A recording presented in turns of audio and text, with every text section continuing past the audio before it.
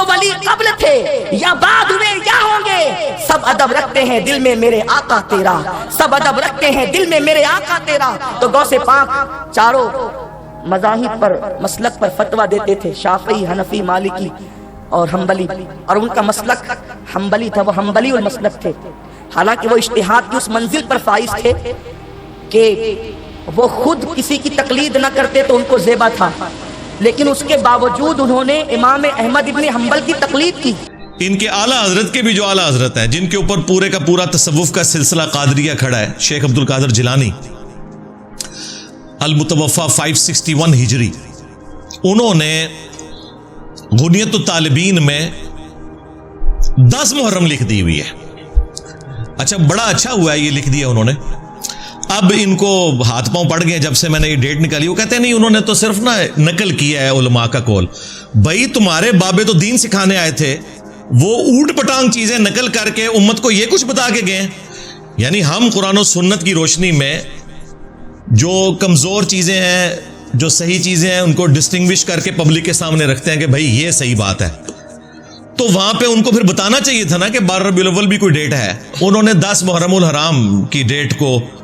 نقل کیا، ظاہر علماء سے نقل کیا، اسے انڈورس کیا ہے، اس کی مخالفت کے لیے نقل نہیں کیا۔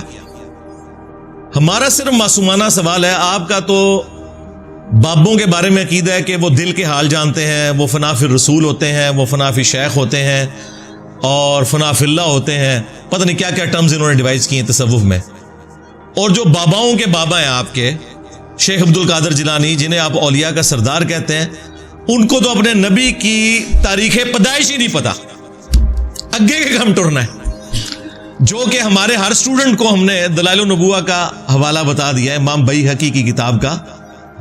اور یہ حدیث کی کتاب شیخ عبد القادر جیلانی رحمۃ اللہ علیہ کی پیدائش سے پہلے لکھی ہوئی تھی، لیکن وہ بیچارے اس تک نہیں پہنچ سکے، ان کو تو ضرورت بھی نہیں تھی، وہ تو علم غیب جانتے ہیں بقول ان کے، تو انہیں تو پتہ ہی نہیں چلا، انہوں نے تو مہینہ بھی غلط لکھ دیا، 10 محرم کا دن لکھ دیا۔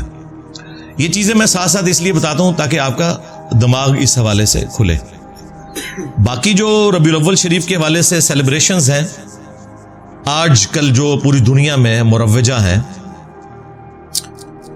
ان کا ثبوت پہلے 600-650 سال تک نہیں ملتا۔ یہ 7ویں صدی ہجری کے اندر ایک مملوک سلطنت جو ایوبی ڈائنسٹی میں سے تھی،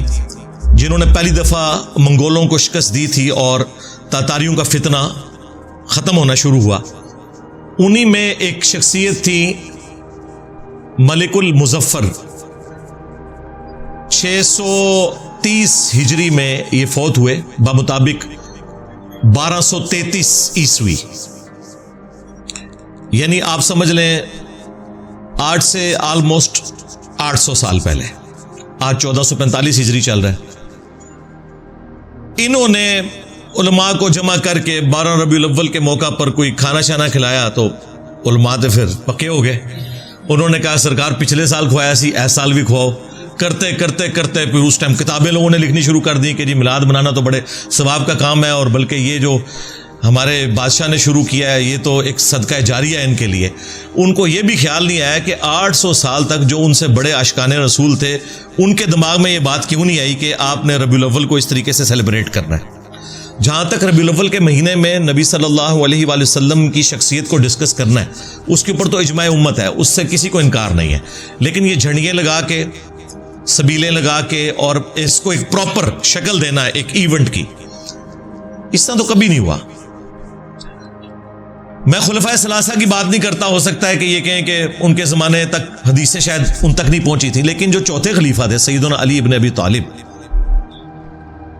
وہ 5 سال تک کوفے میں رہے ہیں، تینوں خلفاء کے ساتھ ان کا وقت گزرا ہے۔ کوئی ہمیں ضعیف نہیں، کوئی جھوٹی روایتی دکھا دیں ان کی طرف منسوب کہ انہوں نے کبھی کوفے کے اندر میلاد کا جلوس نکالا ہو، حالانکہ یہ پاسبل تھا، جھنڈیاں اس زمانے میں بھی کپڑے کی بنتی تھی، لیکن وہ جنگوں میں جھنڈوں کے لیے۔ کوئی محفل نعت اس طرح کی منعقد کی ہو اور اس طرح کے معاملات لے کے چلے ہوں، جس کو انہوں نے آج اس درجے تک پہنچا دیا ہے کہ یہ کہتے ہیں کہ سوائے ابلیس کے جہاں میں سبھی تو خوشیاں منا رہے ہیں۔